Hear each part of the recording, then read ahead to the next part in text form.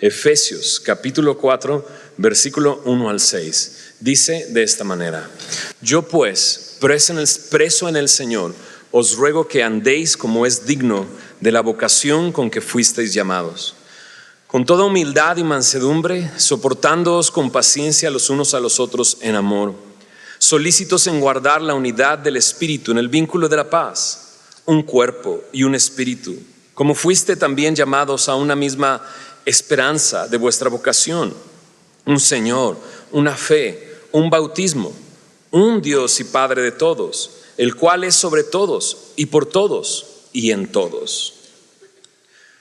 La unidad de la iglesia es el tema evidente en esta porción y en el resto del capítulo 4.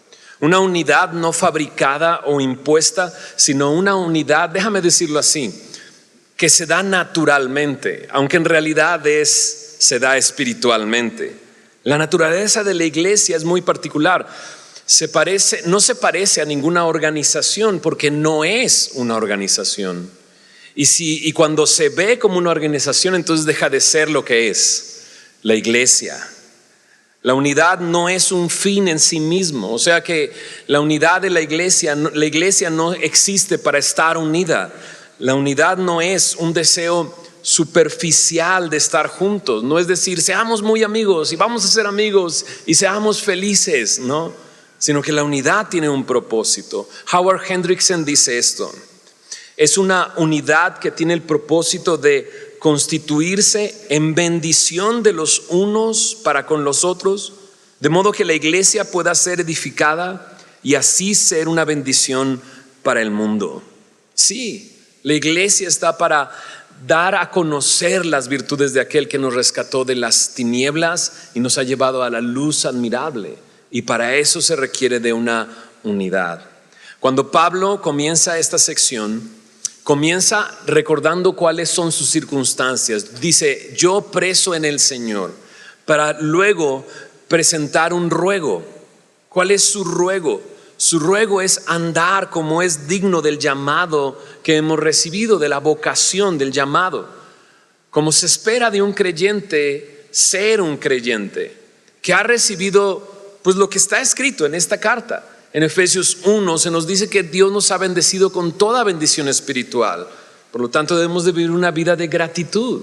En Efesios 2 se nos habla de cómo nos pasó de muerte a vida.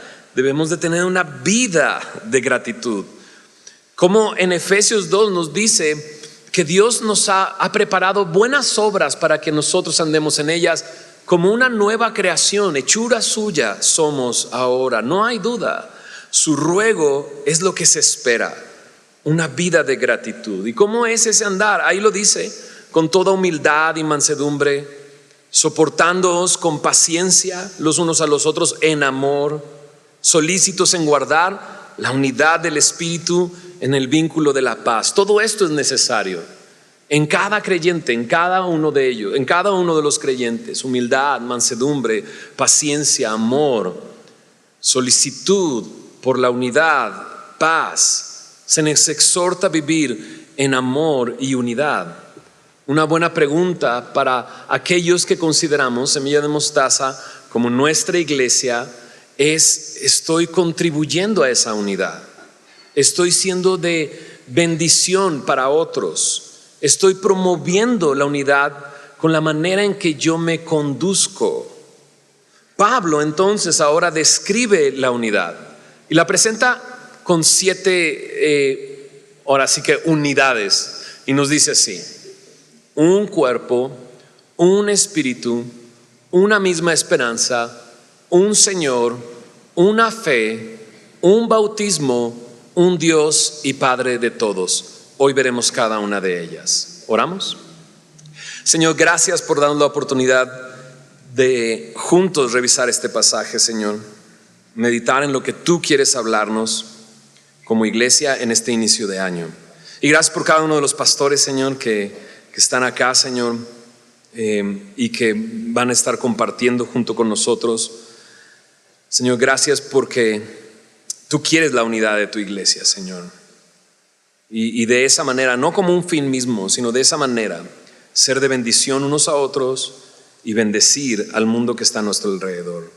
Ayúdanos, Señor, a poner sentido a lo que leemos, Señor, y permítenos glorificarte mientras lo hacemos. En el nombre de Jesús, amén.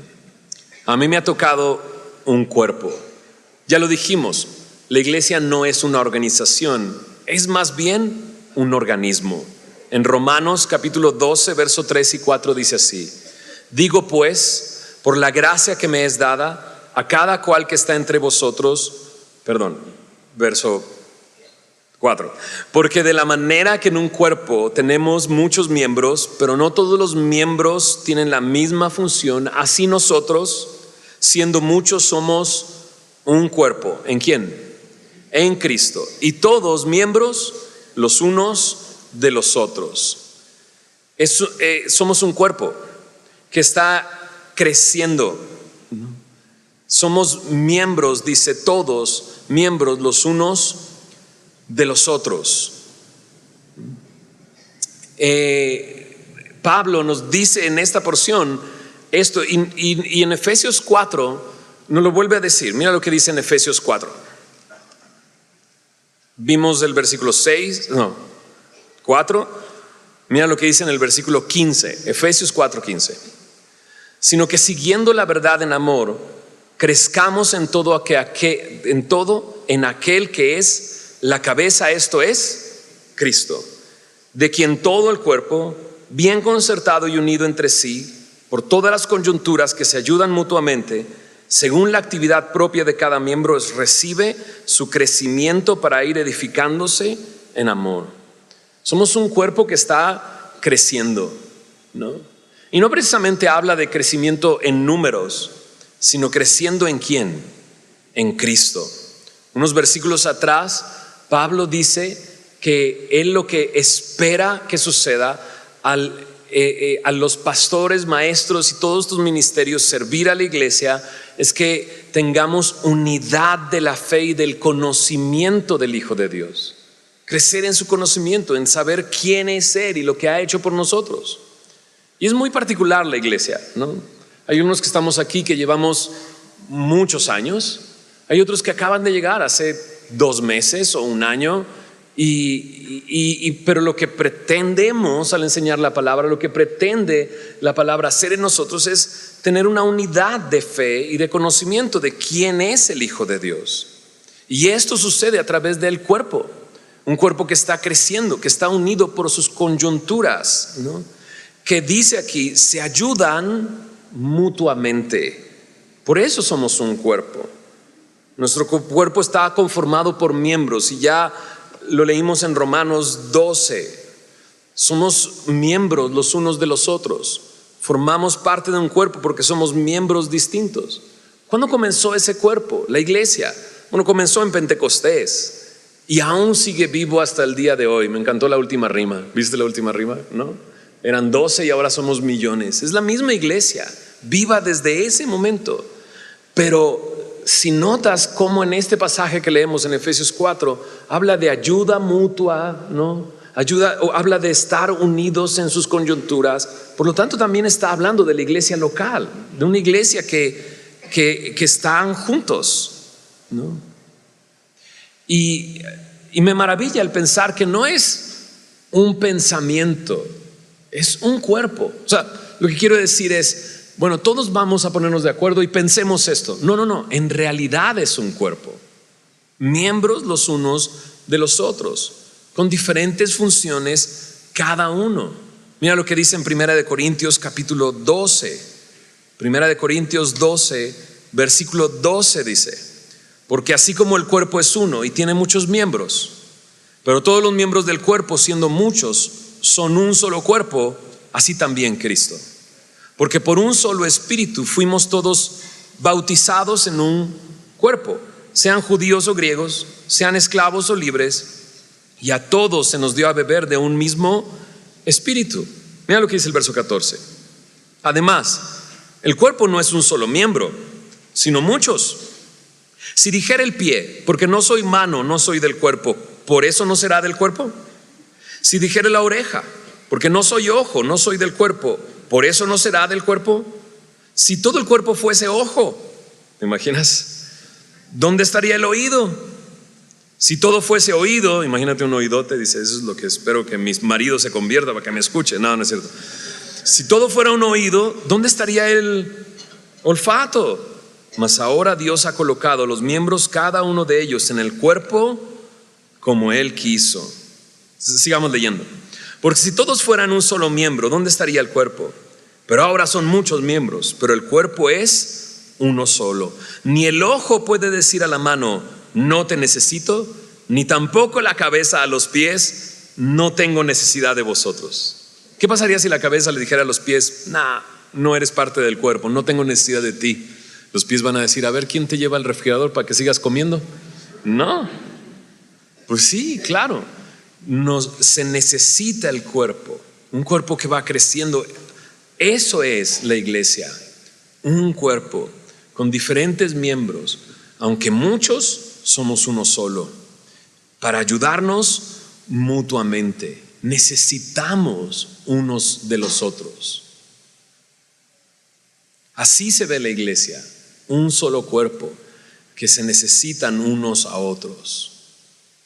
Tengo un joven de Semilla que me escribe y solo me escribe diciéndome esto: pastor, ¿tienes alguna petición para que ore por ti y por tu familia? Es todo lo que me escribe. ¿Tendría? Y entonces ya le mando mis peticiones. Nos necesitamos, te necesitamos, y el hermano que está a tu lado también te necesita y tú lo necesitas. ¿Cómo sabemos en qué lugar estar? Dice ahí su palabra. Él nos pone en el lugar donde Él quiere para que funcionemos dentro del cuerpo. ¿Qué pasa cuando una parte del cuerpo está enfermo? ¿No? Es interesante eso, ¿verdad? Todo el cuerpo se duele, ¿no?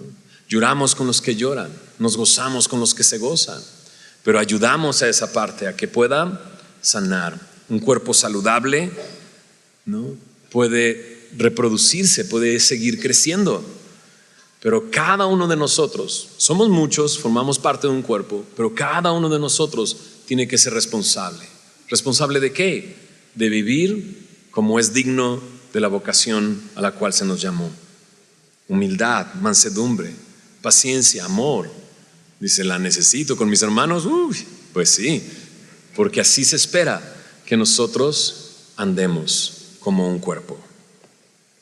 Un espíritu también, ¿no? No solamente somos parte de un cuerpo, sino como leímos también, hay un espíritu en nosotros, ¿no? Básicamente, no solamente somos un cuerpo y ya, sino es un cuerpo que tiene vida. Hacia la pregunta hace rato, un cuerpo sin vida, ¿cómo se le llama? Ahí hay un ¿qué? Un cadáver, ¿no? Entonces, este cuerpo del que somos parte es un cuerpo vivo. Y la vida que tiene este cuerpo, lo que hace que se mueva, lo que hace que tenga un propósito y una dirección, es el espíritu.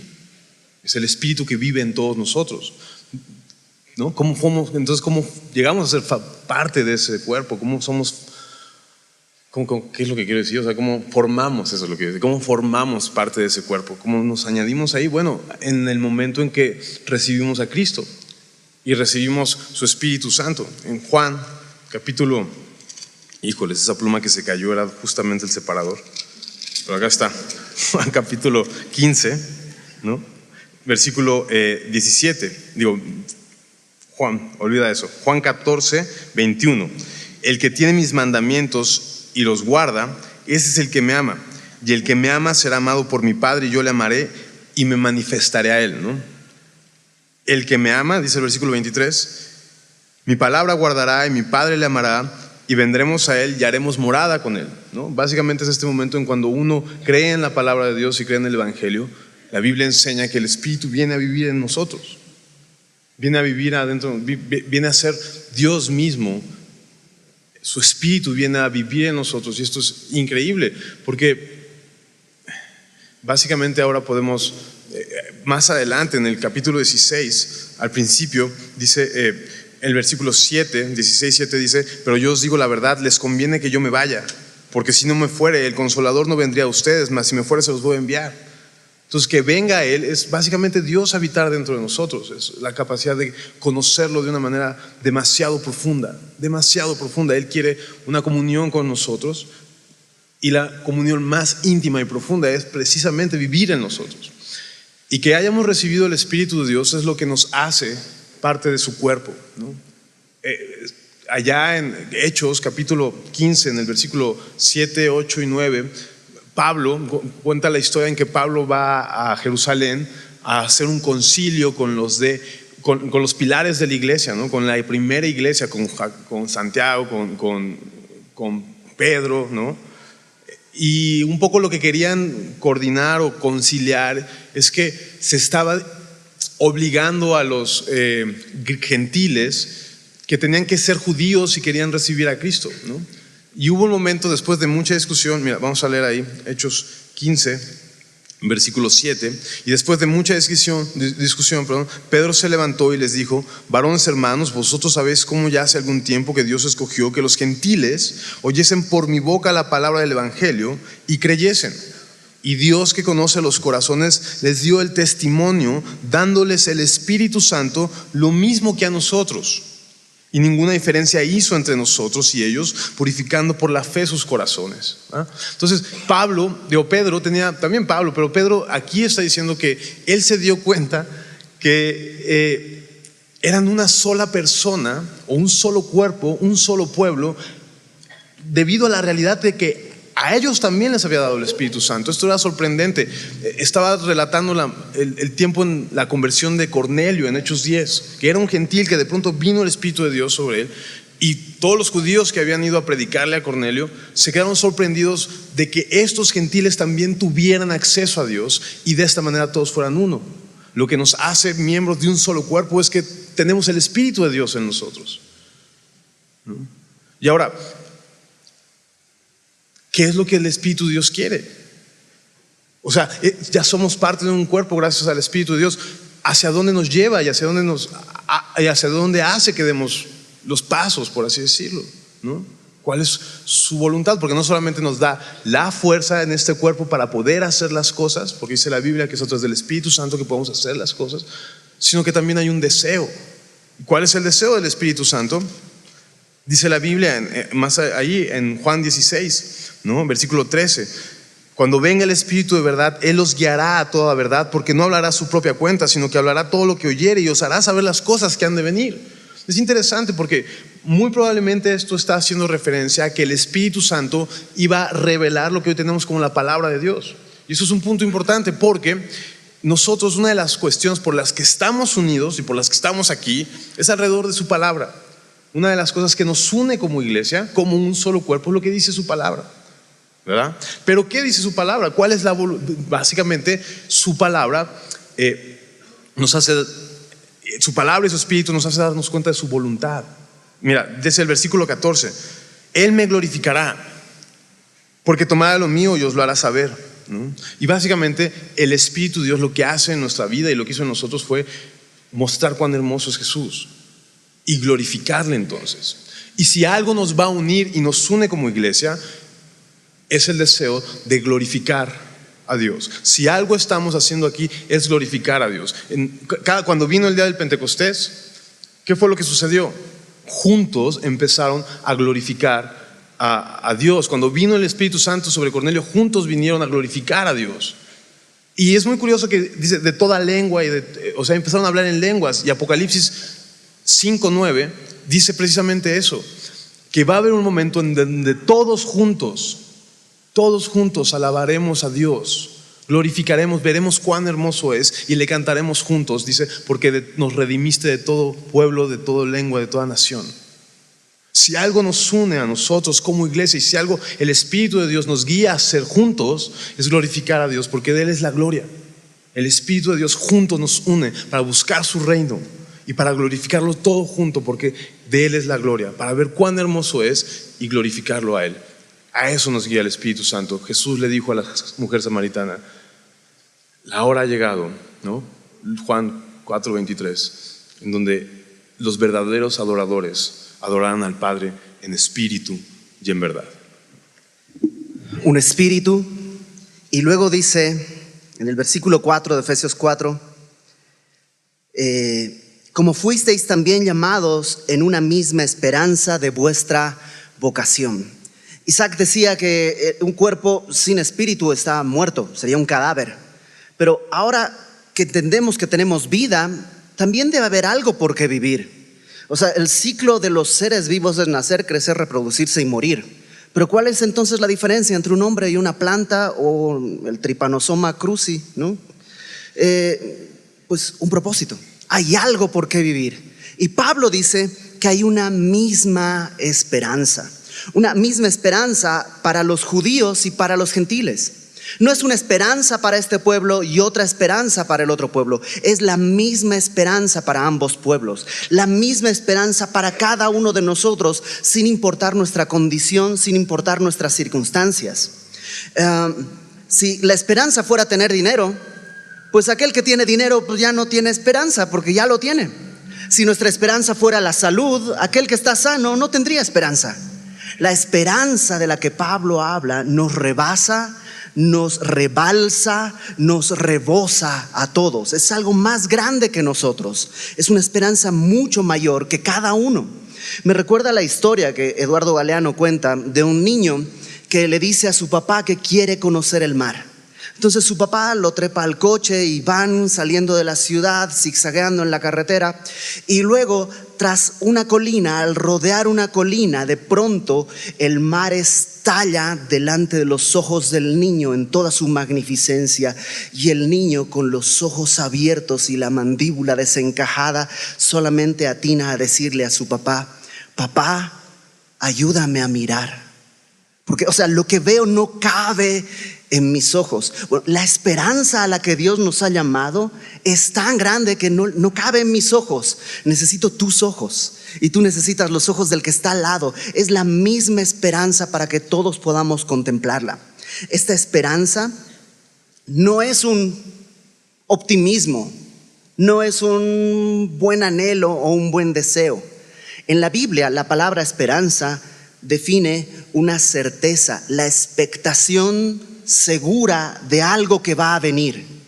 No es algo que ojalá suceda. No, tenemos una certeza. Esta esperanza que compartimos es una certeza. Pero ¿certeza de qué? ¿O cómo es esta certeza? Mira, dice después de hablar de la esperanza, una misma esperanza de vuestra vocación. Nuestra esperanza está en esta vocación. Y la palabra vocación en español viene de una palabra latina que es vocare, que quiere decir llamar, ¿no? Cuando alguien le dice ¿cuál es tu vocación? No, mi vocación es la medicina o esto o el otro. ¿Cuál es mi llamado? No, mi llamado está en la medicina, mi vocación es el servicio, mi llamado es el servir. Vocación es eso, es un llamado. Nuestra esperanza dice que es este llamado que tenemos.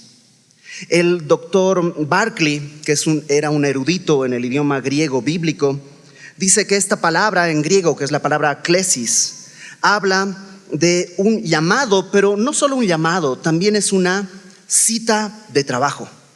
Es como cuando envías tu currículum y luego te llaman para citarte al trabajo. Esta palabra la usa Jesús en Mateo 25, versículo 14, cuando da la parábola de los talentos y dice que el Señor Jesús llamó a unos hombres para encargarles esta tarea.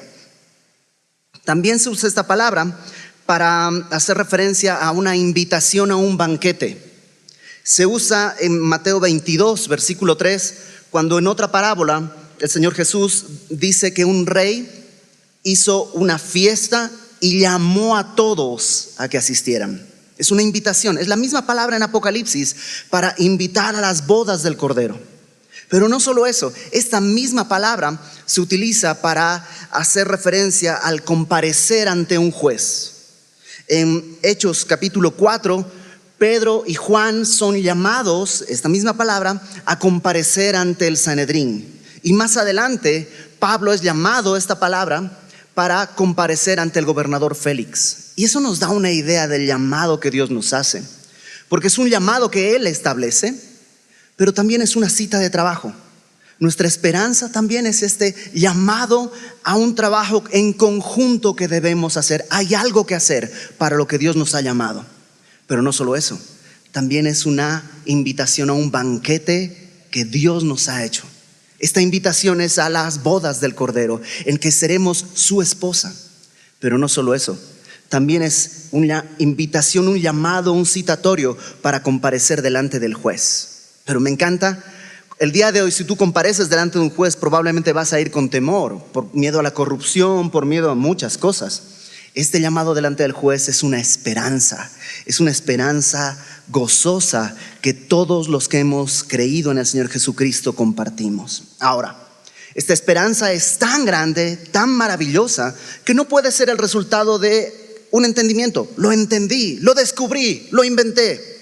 Sino es algo que Dios hace. Mira, voltea en tu página, en tu Biblia, una página atrás, al capítulo 1 de Efesios, versículo 17. Efesios 1:17 dice, es una oración que Pablo hace por la iglesia. Y esto dice Pablo: quiero en ustedes que el Dios de nuestro Señor Jesucristo, el Padre de gloria, os dé espíritu de sabiduría y de revelación en el conocimiento de Él, alumbrando los ojos de vuestro entendimiento, para que sepáis cuál es la esperanza a que Él os ha llamado y cuáles las riquezas de la gloria de su herencia en los santos.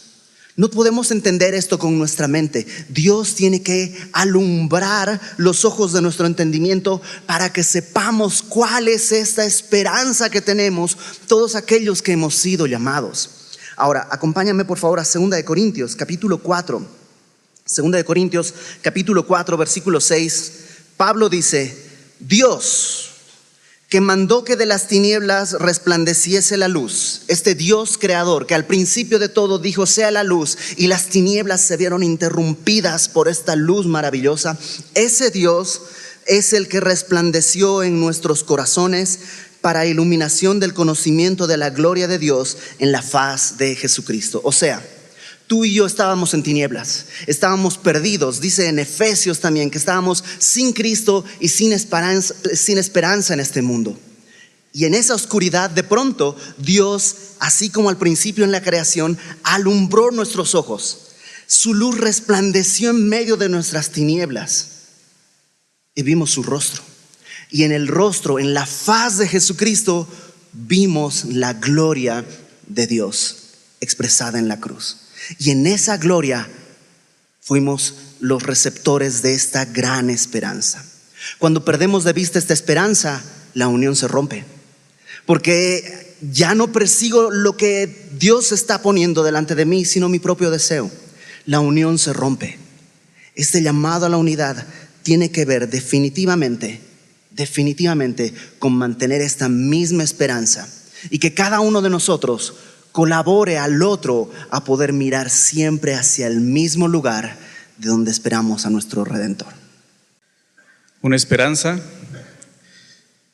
y esa esperanza tiene un nombre, es una persona, es Jesús, ¿verdad? ¿Qué es lo que continúa diciendo? Un Señor. Jesús, sabemos, Jesús es el Señor. La palabra Señor aquí es en griego es kurios, que significa amo o dueño. Está hablando de eso, se refiere a la máxima autoridad.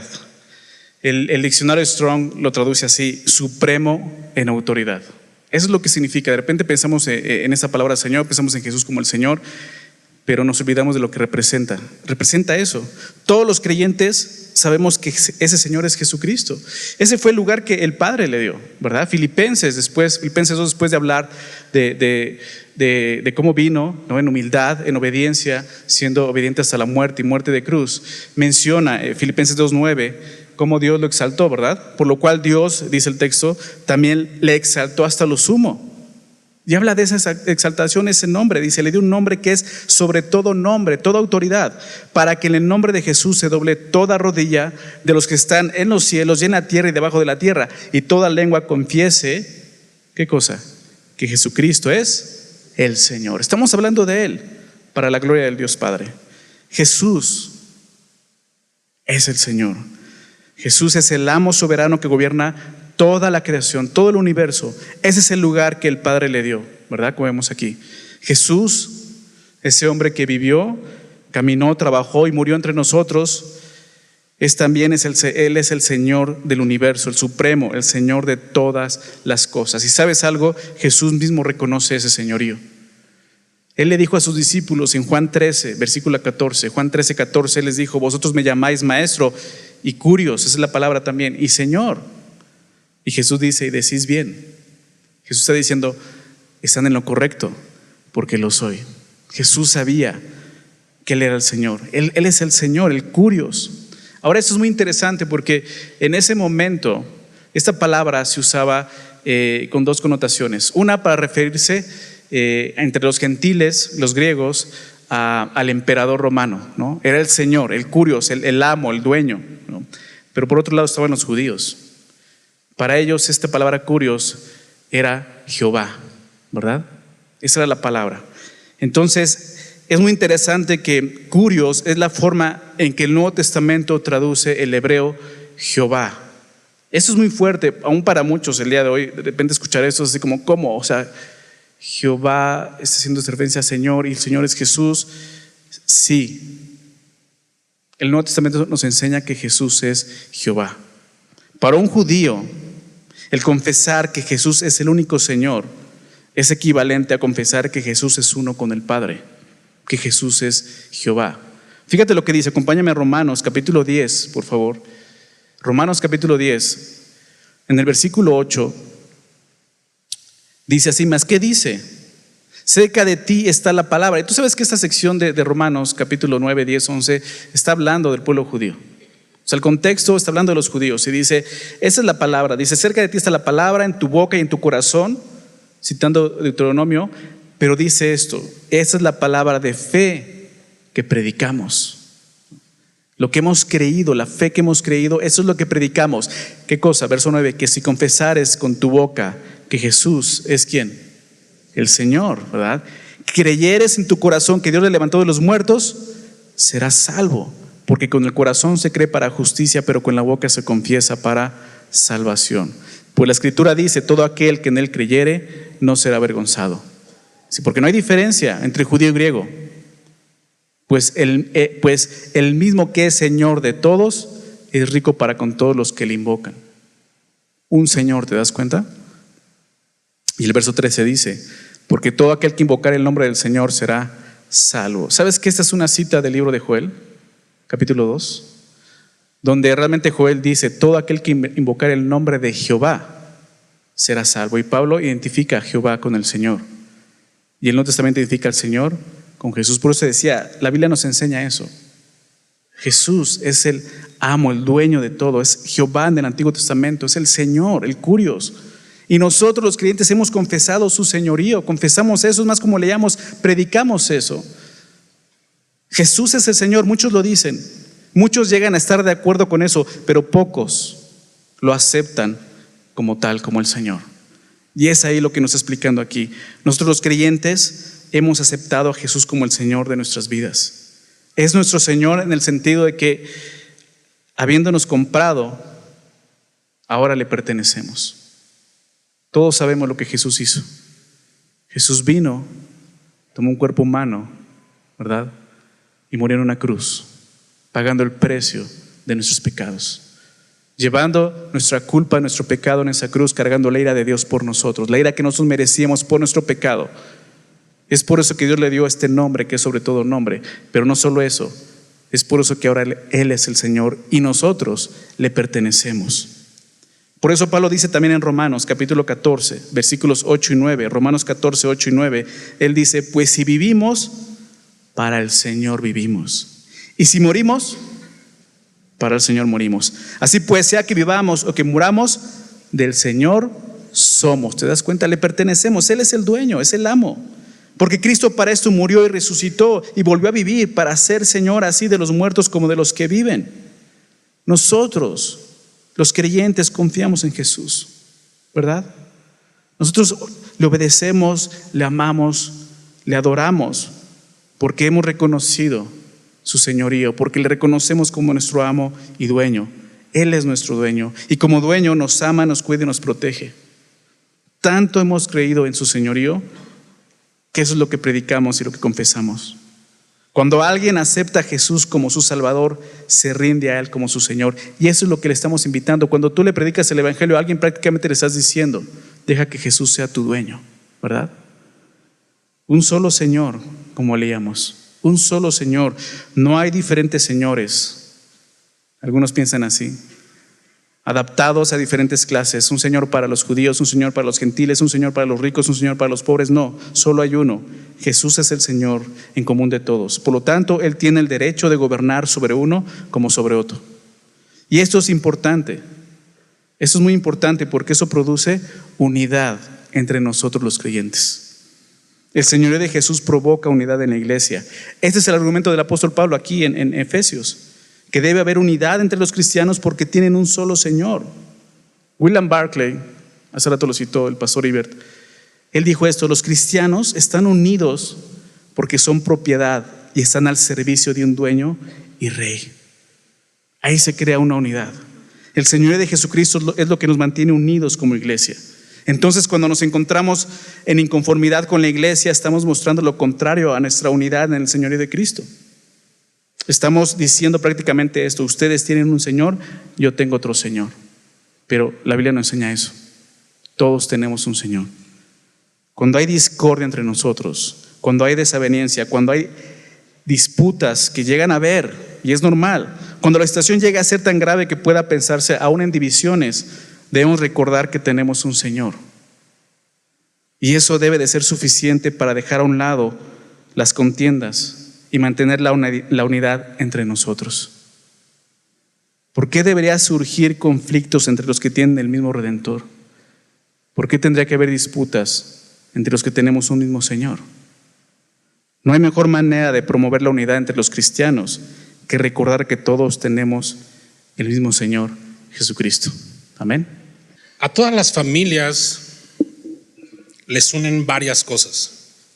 Nosotros, como la familia de Dios, nos une una fe, y es lo que estaremos viendo.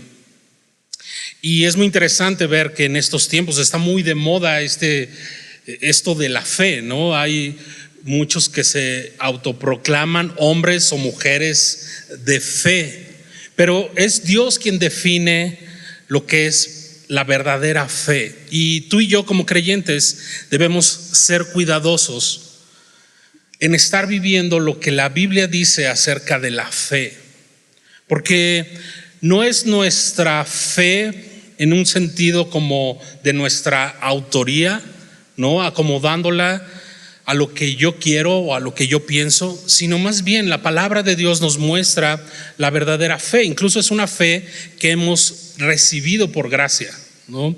Y es muy interesante ver que los cristianos del primer siglo, los apóstoles de nuestro Señor Jesucristo, creían estas cosas que te voy a enumerar, y es algo que tú y yo vemos en la palabra de Dios y podemos creer y anclarnos a ellas. Número 1, en este credo de los apóstoles, ellos creían, así como nosotros creemos, que existe un solo Dios, ¿verdad? Dios el Padre, todopoderoso, creador del cielo, de la tierra. Número 2, creemos en Jesucristo, su Hijo, nuestro Señor, nuestro Salvador, que fue concebido por el Espíritu Santo y nació de una virgen. Padeció bajo el gobierno de Poncio Pilato, fue crucificado, muerto, pero resucitó al tercer día. Subió a los cielos y está el día de hoy sentado a la diestra del Padre, reinando e intercediendo por nosotros. Y un día regresará y juzgará a vivos y a muertos. Número 3, creemos en el Espíritu Santo, el cual nos redarguye de nuestro pecado, nos lleva a Cristo, nos recuerda lo que Cristo enseñó, lo que Cristo quiere para nosotros, ¿verdad? Número 4, creemos en la palabra de Dios, la cual es nuestra máxima autoridad en fe y conducta. Creemos que toda ella, Antiguo y Nuevo Testamento, está inspirada por Dios. Número 5, creemos que todo aquel que le confiesa, como lo hemos visto hace un rato con el pastor Sergio, y cree en Jesucristo, en su obra, es la iglesia de Jesucristo, llamados también el cuerpo de Cristo. Y número 6, creemos en el perdón de nuestros pecados, creemos en la vida eterna, que solo por medio de Jesucristo y por gracia nos es dada, ¿verdad? Quisiera que me acompañaras rápidamente a la epístola de Judas. Por cuestiones de tiempo no podemos revisar toda la carta, aunque es pequeña, pero quisiera enfocarme en el verso 3. En esta epístola de Judas hay un par de cosas que quiero que observemos, que Dios a través de esta epístola quiere exhortarnos, quiere recordarnos, ¿verdad? Y en el verso 3 dice: amados, por la gran solicitud que tenía de escribiros acerca de nuestra común salvación, me ha sido necesario escribiros exhortándoos que contendáis ardientemente por la fe que ha sido una vez dada a los santos. Lo primero que podemos ver es que esta es una fe que tenemos en común, ¿verdad? No es una fe personal, una vez más, en el sentido de que es mi fe, ¿no? Y tú tienes tu fe y el otro tiene su fe de su autoría, sino que es una fe que hemos recibido en común, ¿verdad? Nuestra salvación. Pero también nos dice allí que la fe es algo digno por la cual combatir. Y sabes, de pronto como cristianos contendemos ardientemente por muchas cosas, por nuestros propios deseos, por nuestra reputación, por nuestro gallo en la política, ¿no? Por un equipo de fútbol, no sé, por tus sueños, etcétera. Y trabajas y peleas y luchas arduamente por esto, pero sabes, nada de esto vale tanto la pena como combatir ardientemente por nuestra fe, esta fe que nos ha sido entregada por gracia. Ahora, ¿cómo puedo hoy día, en mi situación, en este tiempo, en esta parte del cuerpo, ¿verdad?, donde Dios nos ha llamado, cómo puedo contender ardientemente por la fe que he recibido? Y quisiera primeramente definir la palabra contender. Es una antigua palabra griega traducida como contender, proviene de o tiene relación con este tema deportivo o atlético, ¿verdad? Se usaba para describir esta lucha, esta batalla en la lucha grecorromana. Y también esta palabra está muy asociada con una palabra griega que significa agonizar. Por lo tanto, contender habla de trabajo duro, de diligencia, hasta el punto de casi agonizar. Ahora, el mayor campo de batalla donde nosotros debemos contender está en nosotros mismos, en nuestra carne. Más adelante, y puedes checarlo en casa, leer esta epístola de Judas, pero más adelante, del verso 4 en adelante, Judas viene exhortando a nosotros los creyentes a que tengamos cuidado primeramente de nosotros mismos, pero también de aquellos que están entre nosotros, pero que no son de nosotros, ¿verdad? Estas personas se disfrazan de piadosos, viven impíamente, rechazan la libertad que Cristo les ofrece y abrazan el libertinaje, negando el señorío de Cristo en sus vidas. Aquellos que rechazan la autoridad puesta por Dios siguen los caminos de Caín, de Balaam y de Coré. Son tres personas que vemos en la Biblia, en el Antiguo Testamento, y me llama la atención porque caracterizaban estas tres personas su andar en prácticamente tres cosas que quiero decirte. Caín, por ejemplo, caracterizaba su vida por una vida religiosa, una vida sin fe. Y tú sabes, sin fe es imposible agradar a Dios. Caín tenía una fe falsa, un amor falso por su hermano, una devoción falsa hacia Dios, ¿no? Balaam, por ejemplo, Balaam tenía una vida llena de codicia. Codiciaba el poder, codiciaba el dinero, codiciaba la vanagloria. Coré, por otro lado, es una vida caracterizada por la rebeldía, por el libertinaje. Coré ambicionaba el ministerio con un corazón erróneo, ¿no? Por ello, tú y yo necesitamos contender ardientemente por la fe que por gracia hemos recibido. Número uno, que nuestra fe, nuestro amor, nuestra devoción a Dios no sea una falsedad. Reflejemos a Cristo con buenos frutos, sin incertidumbre ni hipocresías. Número dos, eliminemos la codicia de nuestros corazones. Amor al dinero, amor a nosotros mismos, amor a nuestros propios sueños, ¿verdad? Número tres, luchemos ardientemente en nuestro corazón contra la rebeldía. Una sola fe. Un cuerpo y un espíritu, una esperanza, un Señor, una fe y ¿un qué? ¿Qué sigue? Un bautismo, un bautismo. Y se me hizo interesante que me tocara un bautismo porque yo tengo 3 bautismos. Fui bautizado 3 veces. Cuando tenía 1 año o meses, luego a los 11 años y luego a los 18 años. Pensé que alguien se iba a reír. Ok. Un bautismo. Bueno, mis papás me bautizaron sin entender de qué se trataba cuando yo era un bebé. Después a los 11 años muchos se bautizaban y yo dije, yo también quiero, pero realmente quería entrar a nadar, tenía 11 años. Y a los 18 años finalmente me explicaron de qué se trataba y nació el deseo de obedecer a lo que Dios nos manda sobre el bautismo. Pero quiero explicar algunas cosas al respecto de esto. Un bautismo. La Biblia establece que todos los que somos parte del cuerpo de Cristo, todos los que hemos sido bautizados con el Espíritu de Dios, hemos bebido del Espíritu de Dios, somos hechos parte de un cuerpo. Bueno, hemos sido bautizados. ¿En qué sentido? No estoy hablándote del bautismo en agua, porque ciertamente hay gente que ya ha creído en Cristo, pero aún no ha entrado al agua. Romanos 6:3 nos dice que, mira, Pablo dice Romanos 6:3, a ver si lo ponemos en pantalla o si tienes oportunidad de acompañarme rápido en tu Biblia para observar unas palabras específicas. Romanos 6:3, Pablo hace una pregunta y dice así: ¿qué no saben que todos los que hemos sido bautizados en agua, dice eso? No, ¿bautizados en qué? ¿En quién, mejor dicho? En Cristo Jesús. Los que hemos creído en Jesús, hemos sido bautizados en Él. Y es interesante porque Dios escogió esta palabra, bautizar, que de hecho en la palabra original griega es baptizo.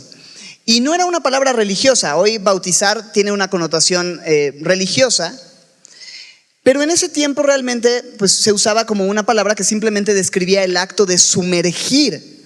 Entonces Dios escoge esta idea de sumergir para describir de una forma intensa y dramática la realidad espiritual que sucedió cuando creímos en Cristo Jesús. Al momento de creer en Cristo Jesús, cuando depositamos nuestra fe y nuestra confianza en Cristo Jesús, fuimos bautizados, fuimos sumergidos espiritualmente en Él. Fuimos identificados, incorporados a Cristo. Es por eso que los cristianos decimos que estamos en Cristo. ¿Has escuchado esta expresión? Estoy en Cristo. Si alguno está en Cristo, los que estamos en Cristo, esa es la idea. Cristo está en nosotros por el Espíritu que se nos ha sido otorgado y nosotros estamos en Cristo porque hemos sido sumergidos, bautizados espiritualmente en Él. De manera que al haber sido sumergidos en Él, podemos decir que nosotros participamos y nos identificamos en Él, en lo mismo que Él vivió, en lo mismo que Él participó. ¿De qué participó el Señor Jesús? El Señor Jesús pues participó de la muerte. El Señor Jesús participó de la sepultura y el Señor Jesús participó de la resurrección. De manera que al habernos identificado con Jesús, al haber sido incorporados a Jesús, nosotros también participamos de esa misma muerte, de esa misma sepultura y de esa misma resurrección. Pablo dice ahí en Romanos 6:3 que los que hemos sido bautizados en Cristo Jesús, hemos sido bautizados ¿en qué? En su muerte. Cuando creímos en Jesús, una realidad espiritual sucedió. Fuimos sumergidos en su muerte, morimos juntamente con Cristo. Nuestro viejo hombre fue crucificado juntamente con Cristo. Por eso decimos, con Cristo estoy juntamente crucificado. Eso pasó. A veces este concepto de realidad espiritual o decir realidad espiritual como que nos choca, porque para nosotros una cosa es la realidad y otra cosa es lo espiritual. Pero la realidad espiritual es, o sea, lo espiritual es más real que lo físico, es lo que va a permanecer al final del día. Y eso es lo que ha sucedido. Cuando creímos en Jesús, la realidad es que morimos a nuestro antiguo hombre, a nuestro viejo hombre. Y no solamente Jesús fue crucificado y nos identificamos en su muerte, estamos crucificados con él. Después de ser crucificado, ¿qué pasó con él? Lo sepultaron. Entonces nos identificamos también en su sepultura. Dice el verso 4, ahí mismo en Romanos 6, porque somos, ¿qué dice? Sepultados juntamente con él para muerte por el bautismo. Ahora sí quiero hablarte del bautismo en agua, porque justamente el bautismo en agua representa externamente lo que sucedió internamente. Al entrar al agua se muestra visiblemente eso que nos sucedió al momento de nuestra conversión. Nos identificamos con Jesús en su muerte y en su sepultura. Entramos al agua y somos sumergidos, mostrando visiblemente la realidad espiritual de esa muerte y sepultura de nuestro viejo hombre. Por eso el bautismo en agua, del cual somos exhortados a participar todos los que hemos confiado en Cristo Jesús. Pero cuando tú eres sepultado en el agua, cuando te sumergen, ¿ahí se termina la cosa? No, hay una política pastoral que nos obliga a sacarte del agua. Por tu seguridad, por supuesto, pero también por lo que representa la salida del agua. Representa que no quedaste solo muerto, sino que ahora también participas de lo que Jesús participó, no solo muerte, sepultura, sino también resurrección para una nueva vida, dice el versículo 4, a fin de que como Cristo resucitó de los muertos por la gloria del Padre, así también, ¿quiénes?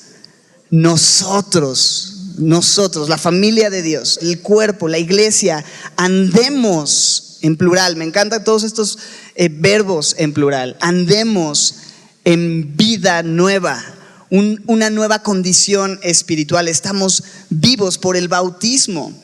Hemos muerto juntos, hemos sido sepultados junto con Cristo como parte de la iglesia y hemos resucitado y andamos en una nueva vida. Así que hay un bautismo.